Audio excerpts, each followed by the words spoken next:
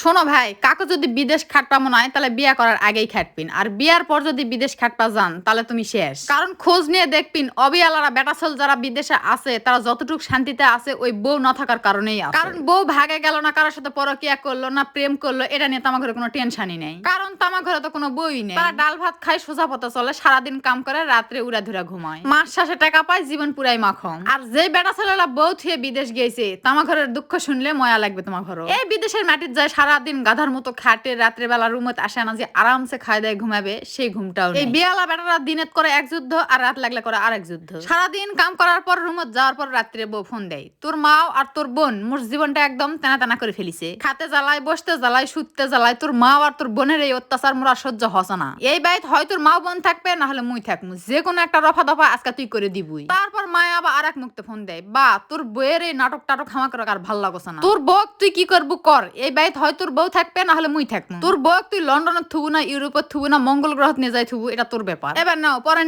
বিপদে। আসলে যে বেটা ছেলেরা বউ থুয়ে বিদেশ গেছে তারা আসলে নিরুপায়, না কিছু কয়া পারে না কিছু শোয়া পারে। একে তো ভয় বউ কারোর সাথে পালা যাবে কিনা, দুইয়ে তো ভয় পরিবারের অশান্তি নিয়ে। এই জন্যই বউ ছাড়া বিদেশ আসলেই খুব সুন্দর ভাই। এই জন্য বিয়া করার আগে বিদেশ যা, না হলে জীবনেও বিদেশ যাস না।